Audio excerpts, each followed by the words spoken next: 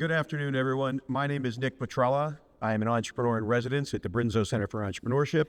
I teach arts entrepreneurship courses in the College of the Arts, and I'm the event chairperson for this event. So I really hope you're having a good time today. Our final guest today is Heather Bhandari. She is the co-founder of Creative Study, an online business and financial health education platform for creatives. She's also an independent curator and writer, and the co-founder of the project-based curatorial team and podcast, The Remix. You can read more about her in the program, but please help me in introducing and welcoming Heather Bhandari. Hi, everybody. Is this working? Yeah, yay. All right, so I'm gonna take you through a few things. First off, thank you to Nick and thank you to Taryn for inviting me to come here today. Today, there's a couple things on the agenda. So you're here for marketing and branding, but what we're gonna talk about, which might be a surprise, is a little bit about your goals, values, talking about audience versus community. I'll get into some examples of reaching people, and I'm coming from a visual arts background, so it'll be through that lens. And then we're gonna talk about setting priorities really briefly at the end, and hopefully I'll have a little bit of time to answer some questions for all of you. So I am not a lawyer or a CPA, but I have a disclaimer that I'm gonna start with. And that is that the most important thing that you can possibly do is to do your work. And we just heard it from Brian, that do your work, do it passionately, do it consistently, do what you love. Because all of this professional practice stuff is super interesting and there are lots of tidbits to pick up on, but if you don't have the work to support it, it's not gonna help you. You have to have the work to then use to do all the things that you wanna do. So I'm all about professional practice, but number one is the work. And this is a quote that I love from Nancy Rubin, who is a sculptor. Make the work. Work will lead you to more work, and you will figure things out for yourself through the work. So I want that to be the foundation of this talk. Another thing I want to mention in my very long disclaimer is that I wrote a book called Artwork. I did all these things with professional practice, and that makes me know on a really cellular level that there is no one right way to do any of this. And all of you, whoever you're sitting next to, has an entirely different set of goals, measures of success, and all kinds of things that are gonna make their path different. So I want you to think about yourself. When I'm gonna be talking about myself in a minute, I want you to be thinking about yourself and who you are. I think one of the through lines of this entire day, as I've been watching people, is that there have been challenges, there have been successes, there was perseverance, Brian brought that up, and there's also been this discovery, this self-discovery of what actually works for them. So I really want you to think about that. Like, what is a roadblock for you right now that you don't have to get through, you have to get around? Or which ones do you have to get through? It's gonna be entirely different for each of you. What I love about the arts is the idea that we are all living in a point A world right now. We're all sitting in the same auditorium at Kent State University, living in the same world, and all of you are artists. What does that mean? That means you are creating point B. The artists are the ones who are envisioning the future and creating a world for your artwork to exist. That is a world we cannot imagine right now at this point in time. You're gonna be creating it. That makes a path or a specific roadmap really hard to follow because we don't have point B yet, because you all in this room have the power to create point B. Something I'm coming into, an assumption I'm coming into this room with, is that you are all at that little intersection. I love Venn diagrams. You are all artists. You are all business people, whether you're gonna admit that right today or not, and you are all citizens. And what does that mean? You are you're a human who is part of a community. So, as I move through this, I want you to think about who you are, what your work requires, and your personal definition of success as an artist and as a person. So now I'm back to my agenda. That took a little while. So we're gonna talk a little bit about values and audience, and I'm gonna have to talk about me for a little bit because I was thinking, I do not have a background in marketing. I did not go to business school. Why on earth did Nick ask me to come here today? And that made me stop for a second. Like, why was I asked to talk about this subject? And I was like, okay, there's a reason. And the only way I can like suss it out is to think about my brand. Like, how on earth did I get to this point in time? It's because of the choices that I've made over my life. And most of those have not been predetermined. It wasn't a roadmap I set out for myself, but I found that through the decisions that I've made, I've set up a life that brought me to this stage today. So first I have to say really quickly, answer a couple questions, like what is a brand? A brand is a product, a service, a concept. You've all seen these logos all over the place. If I just flashed a logo on the screen and shut it up, you would all yell out which product that was or which company it is. So it's that. But more importantly, what I want you to think about is what it is a feeling. Like all these companies are putting things into the world so that you have a trust in them, so that you have a certain feeling. You have a certain idea of what that's going to make you feel like when you experience that product. Right. There's also personal brands, and the one that comes obviously to mind right away is Kim Kardashian. You do not have to be a Kim Kardashian in this world of the arts at all. But again, it's like a set of values. It's a set of experiences. It's a set of feelings. And this person has really honed that in a major way. So what does this mean for an artist? Now, first off, I want to say that you are not your art. So you've all learned that, I hope, in critique, that when people are giving you feedback on your work, they are not personally attacking you in any way, shape, or form. They are talking about a process and the work that you're making. So I hope you're able to separate your art from yourself when you're in those kinds of situations, especially ones of feedback. However, what's interesting about being an artist is that people do associate you out in the world with your art. For a lot of you, not everyone is going to be like this, but for a lot of you it is. And a lot of people who are supporting you in the arts, buying your product, listening to your music, going to your dance, buying your jewelry, they are not just buying into the thing or the service that you're providing, they're also buying into your trajectory, your career, your passion. So a lot of times really successful artists have a group of people that believe in that passion. And so they believe in you. And so sometimes there are artists who are selling things out of a show or selling jewelry, not because that is the best piece of jewelry or the best painting or the best whatever that person has ever seen, but they love the trajectory that you're on and they want to be part of it. So I want you to be cognizant of that. So back to me. So I grew up in Rhode Island. I didn't choose that. I was born in Rhode Island. I grew up there.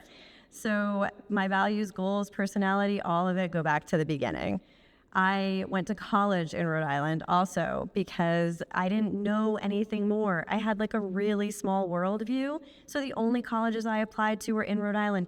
You guys, Ohio is huge compared to Rhode Island. So I was in this very small space.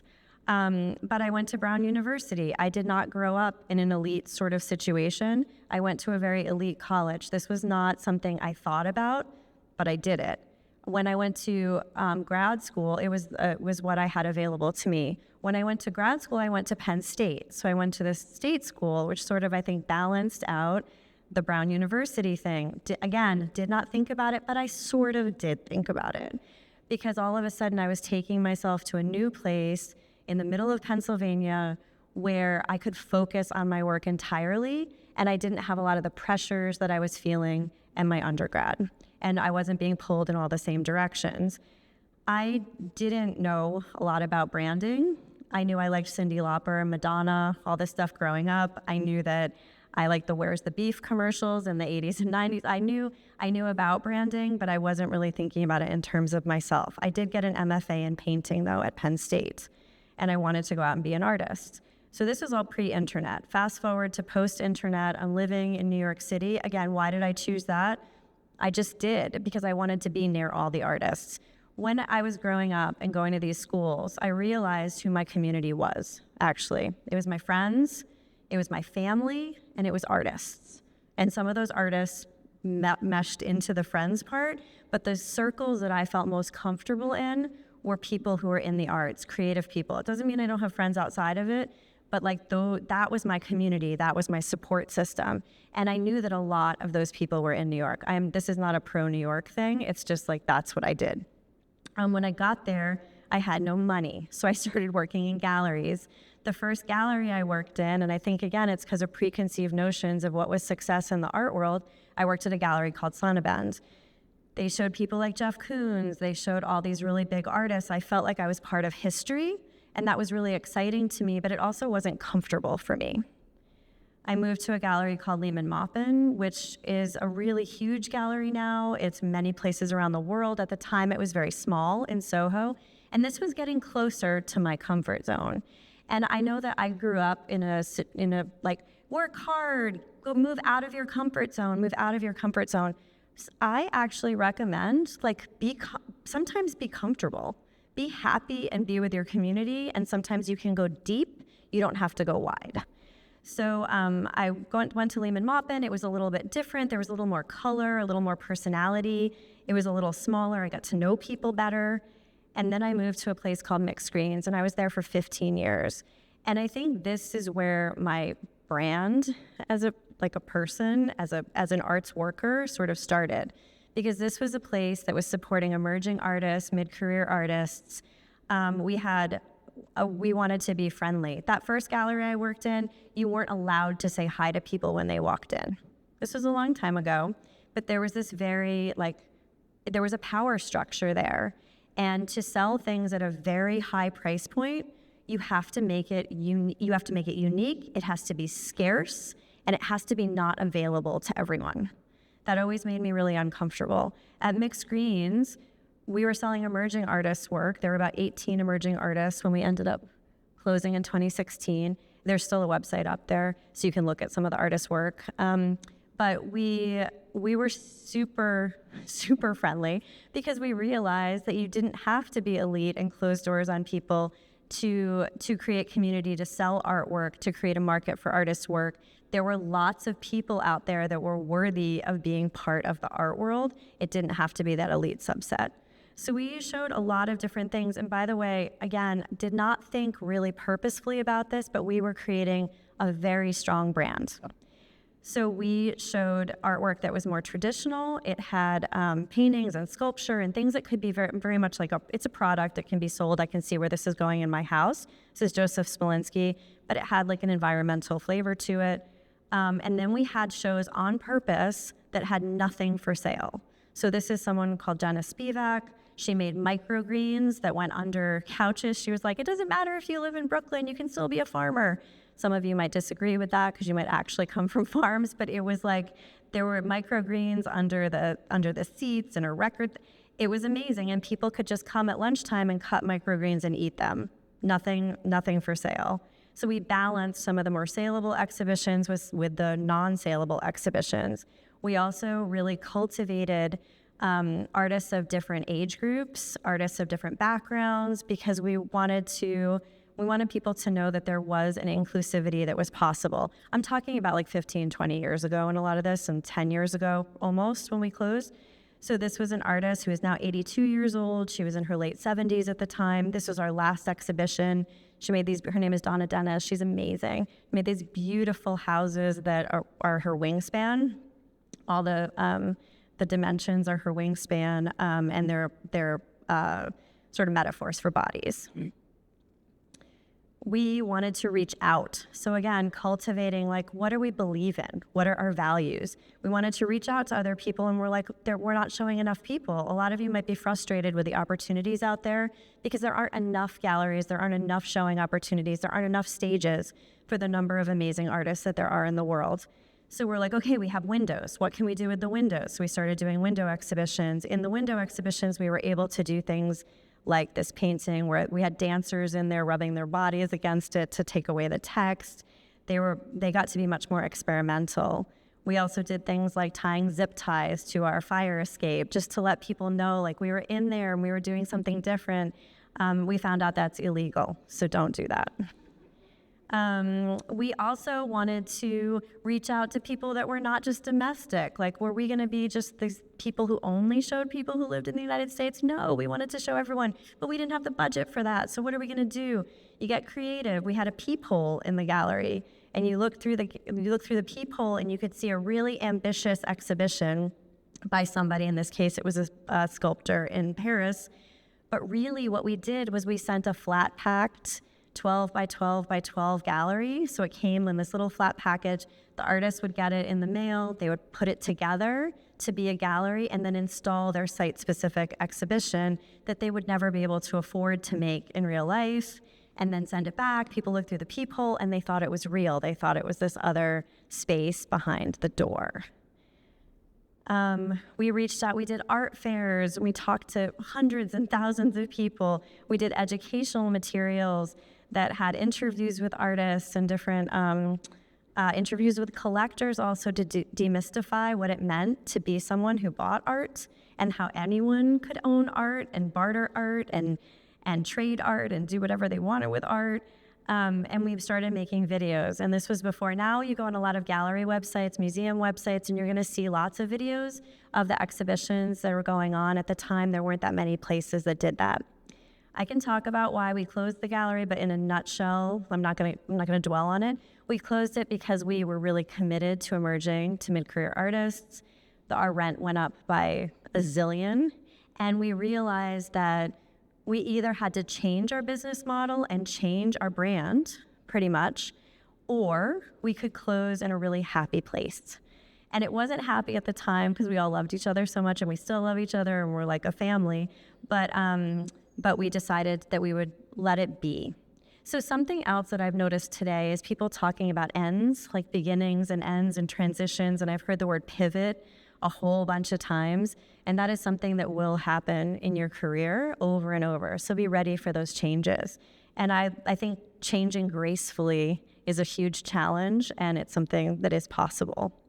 I moved to a place called Smack Melon because while Mixed Greens was a commercial gallery, it had a nonprofit heart. So I was like, oh, I'm going to go to a nonprofit. That's where I belong. In the end, I did not belong in a nonprofit. There's a lot of bureaucracy associated with nonprofits that I was not a fan of as a more entrepreneurial person. But what's weird is getting ready for this lecture, the branding of Smack Melon was almost the exact same as the branding of Mixed Greens, but it never occurred to me that I was probably attracted to this space in part because they had the same values, the same like font and colors that they were using, which did not occur to me at the time. And they were, again, supporting emerging to mid-career artists. At this point, I had been doing this for a very long time, so it was part of my identity. I did not mean for this to happen, but these spaces, these artists, this community that I had built, I am associated with the artists that I showed. The artists are associated with me. This was not purposeful. This wasn't, I didn't network to get something in this situation. I hung out with the people I cared about and the people I really believed in. And there's a picture of another image of that show. This was enormous. You can see there's a person in the corner. This is paper. It was made at Dudonay Paper Mill in Brooklyn. It's massive. It was called The Moon. I had to use engineers to make sure it didn't kill anybody. And then was like, okay, there are all these artists that I love. Nonprofit work is for me in theory, but not in practicality. So started to curate exhibitions outside of traditional white cubes.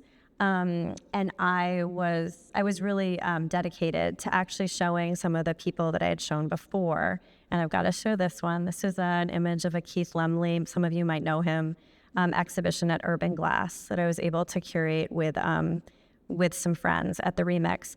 Now this exhibition really interested me because I was hemmed in by context. Although my identity was associated with those contexts, I was like, oh, could I show neon work that's amazing in a space, in a context that actually the people are going to be able to talk about neon work? When I was showing this kind of work at Mixed Greens, the conversation was really different, much more conceptual, went in certain directions that were associated with the context we were in. In this one, people were able to come up to him and actually talk about chemistry, which would never have happened in another installation. So I was really interested in like, how could I change the conversation and the context for certain artists? And here's another exhibition of some artists that I really believed in. And now something that wasn't on my bio is that I'm at the Foundation for Contemporary Arts, which does emergency grants and different granting for people. Because while this whole career that I've been on, I've been very interested in the sustainability of artists and the value that artists bring to the table. And I realized that they need money. So I want to be on the money side so I can like funnel money to the places with the values that I align with. But why am I actually here today? All of that, plus I wrote this book called Artwork. It came out in 2009 originally, and then it was reprinted in 2017 with a lot of changes, and it's being reprinted right now with some changes. This was my way of like reaching out to artists because I had started by getting an MFA. I had been pulled into this gallery world, curation, support of artists. And I was like, God, I've learned so much, and how can I let other people know what I've learned? I don't want people to make the same mistakes that I've made or go down the path necessarily that I've gone down. When people ask me, oh, should I work in a gallery? I'm like, do not do that unless you want to do that for the rest of your life. So I was really transparent, I think, in these books. And if anyone has read them, I would love to hear feedback if you think that is not true. But building on that, in 2019, I started doing conferences with a business partner, Dexter Wimberly.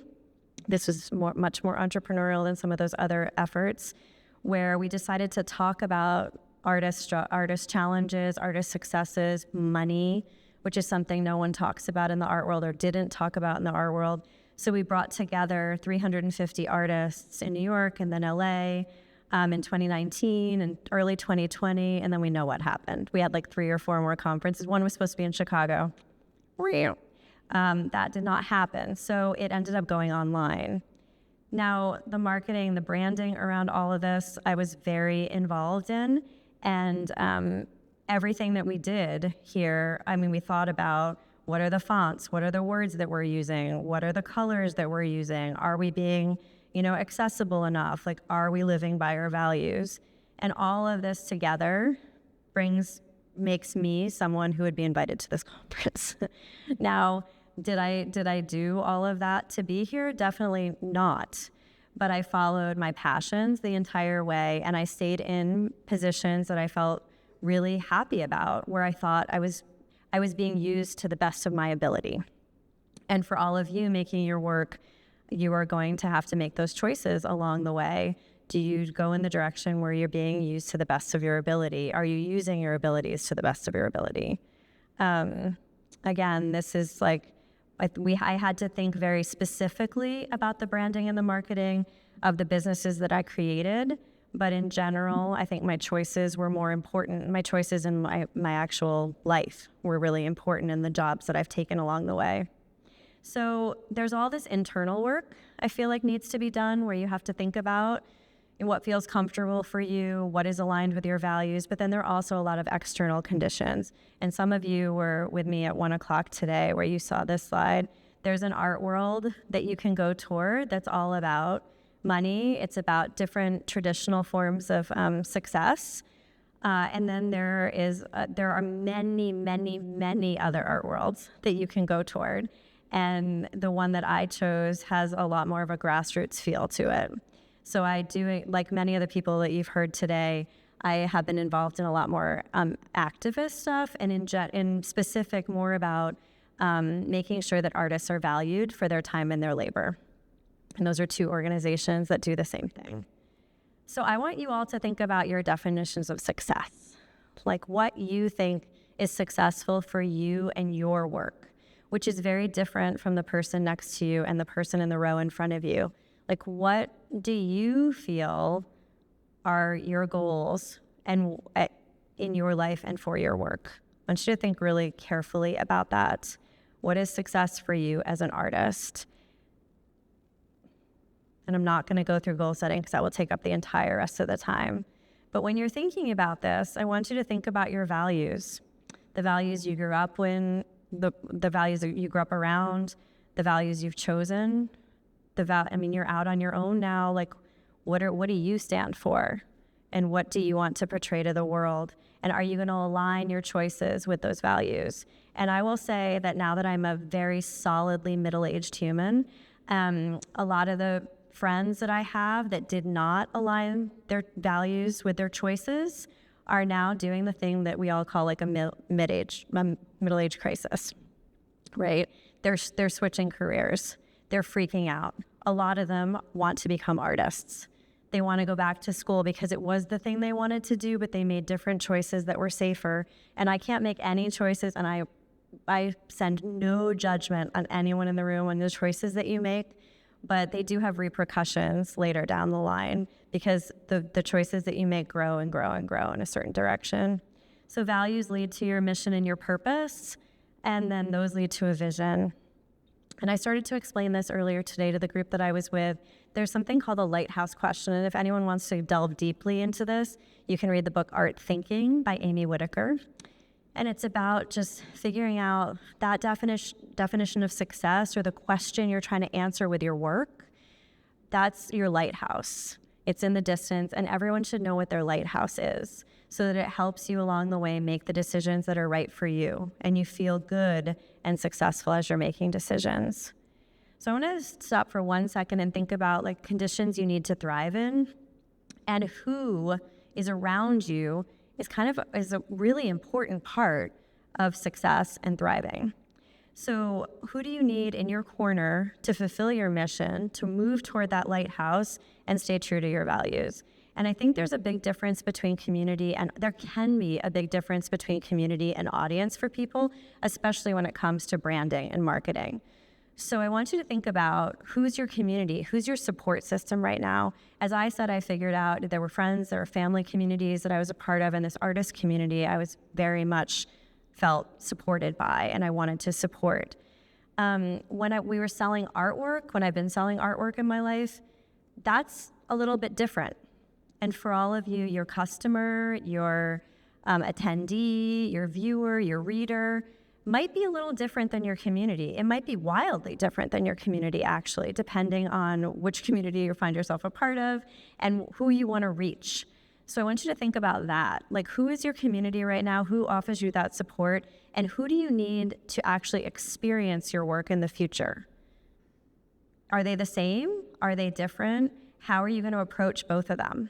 You might know right now how to be in touch with your community because they're close to you.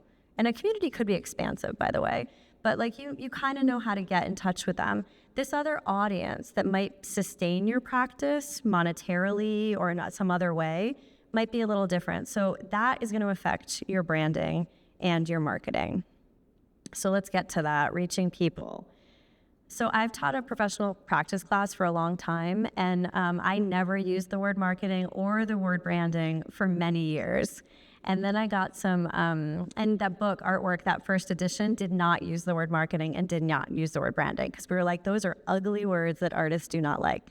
And then one time I got a bunch of student evaluations for my class, and we had talked about websites, we had talked about social media, we talked about advertising, we talked about contact lists, but I never called it marketing. And I got student evaluations that were like, the one thing missing from this class is marketing. I was like, oh my God, I have to use the word. So marketing is super important, and it's all these things that many of you probably already do. How many of you have a website already? So some. How many of you use social media? Quite a few. So you've got it going on. The websites are really important. So few of you raised your hand for a website. That's the place. There are so many different templates that you can do. You don't have to code anymore to get a website. So there are tons of free ones, tons of ones that you have to pay for. But I highly recommend you get one because it's a landing pad that is much, much more informative than social media.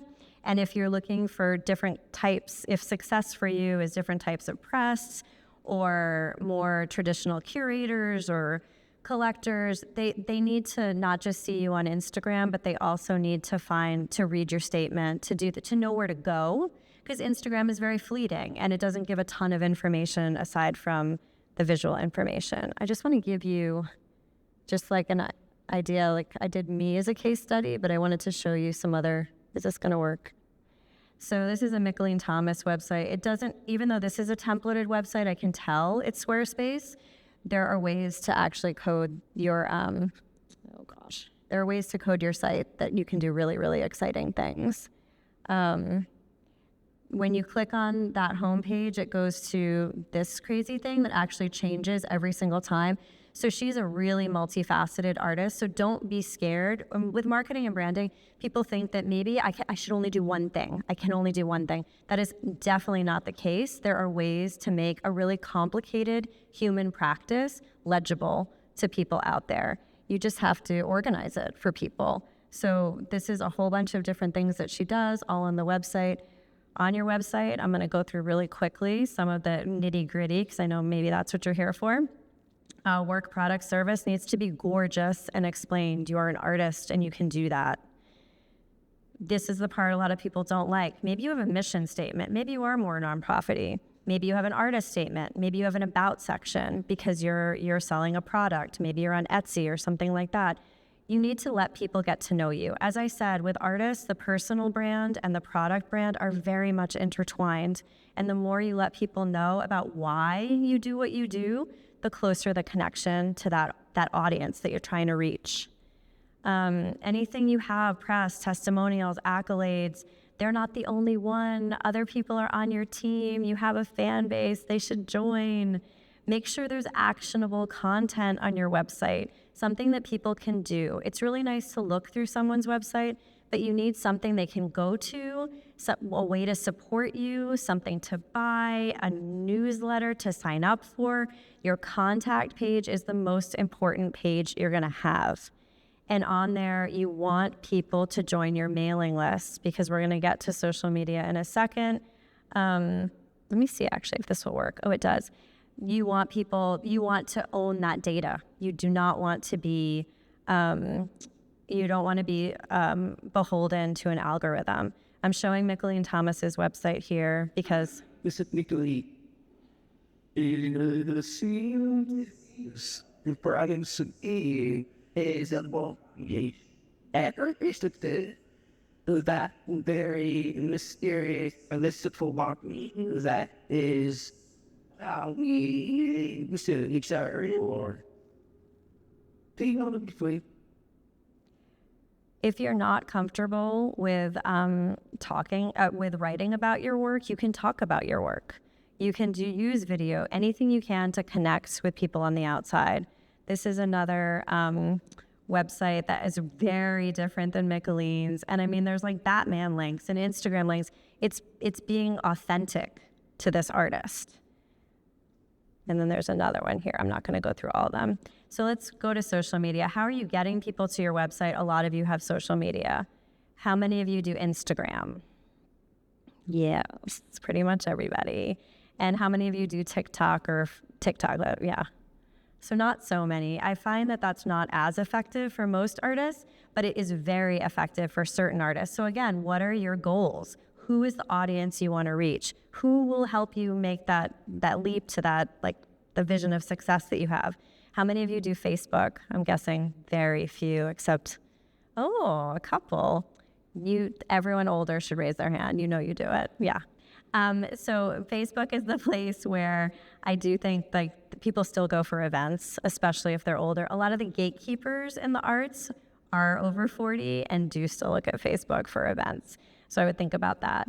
And the advice that I can give on social media, I'm not going to get into the nitty-gritty of this, is to be authentic to those goals that you have, that vision of success. What is your work? What are your values? People ask me questions all the time that are like, should I put my dog on it? Well, is your dog important? If your dog is really important to you, your work and your studio, then your dog should appear on your Instagram. If your kids are really important, you can have a life. At this point in time in the arts, you can have a life and still be a really successful, very respected artist. That wasn't always the case, but I would be judicious with it. I asked students that I'm teaching currently at RISD to tell me some of their favorite websites, and what I noticed, Instagram accounts, and I'm not gonna show all of them, but I just want you to see, there was something that really stood out to me. This is Just Fan, is this person is showing influences, is showing how to make something, is showing their hands in the pictures. It's personal, even though there aren't that many pictures of Jess in the actual Instagram pictures. There's that validation from outside sources whenever that's possible. It makes an appearance, and there's a consistency. There's a vision and a perspective in this Instagram account. I'm going to skip through some of these. And the Mickalene one is very, very different than that. Mickalene is a very famous artist who's very much about the cult of personality. When you look at that website or when you look at this Instagram account, it's a lot of pictures of her, a lot of validation, and a lot of like, join me on this like really glamorous journey. Then we've got someone like Danielle Masliviak, the exact opposite. Super successful though. There's a consistency, there's a vision, there's a perspective. We see her, and unlike some of the other ones, there's pictures of her installing, and I'm ending here with her mentor. I think it's Sheila Hicks, like showing like what her lineage is. That's a really different perspective and very much her.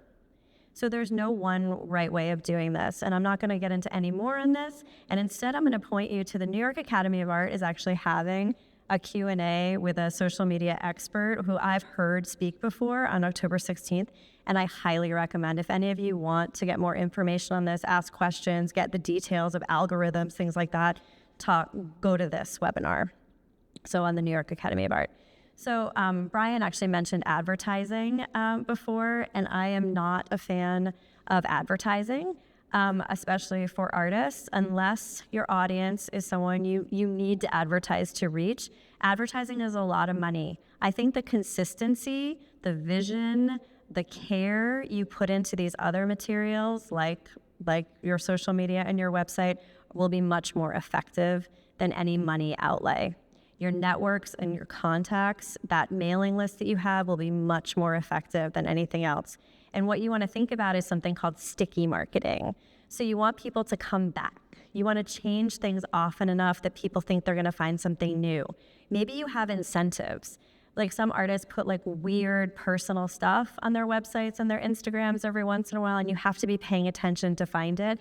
I've known artists who have done scavenger hunts on their Instagram or their website where you have to follow clues to like find a free piece that's hidden in a library somewhere. Like they're gimmicky, but at the same time you get people like really excited.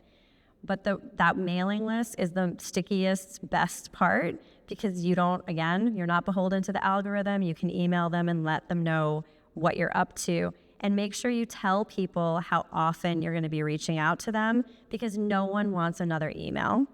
But if they know you're emailing like every 3 months or only when something really exciting happens, they're much more apt to be excited about your email. And I would recommend, if you get really into this and you're marketing toward an audience that you're not seeing on a regular basis, to actually sign up for one of the free mail services so that you can actually track what is going on. And you can see all the data, you can see which links are clicked. And my main point on all of this is that all of you are like a radio station. So when you think about like scrolling through the radio, you hear all the fuzz and then something comes in really clearly, and then you hear the fuzz and something. For no one in this room has an audience of everyone. No one in this room wants every person on the earth to know about their art. You really don't, actually. You're making it for a specific group of people. You are. And who are those people? You want your signal to be strong for those people. So when they're looking through arts and culture and they're scrolling Instagram or they're looking around or going to different spaces, they hear your signal. So that truth to yourself, your goals, your values, your work is the most important thing I think you can do. Send a really strong signal to the people you're trying to reach. Now, hold one.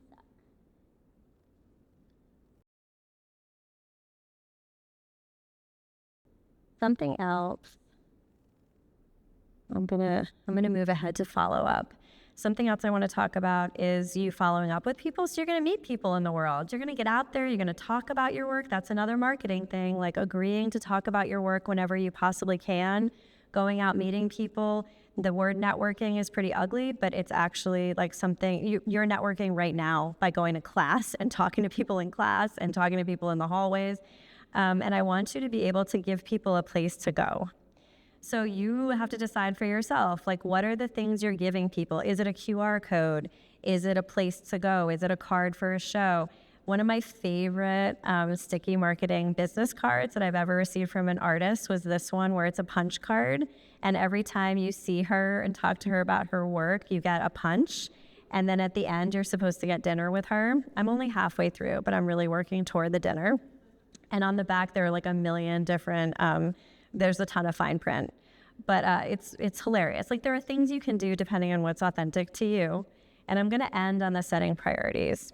So I think that thinking about your community and your audience is the most important thing you can do when thinking about reaching out, knowing who those people are, and it will change. It will change over and over throughout your career, but knowing who you're targeting is really important.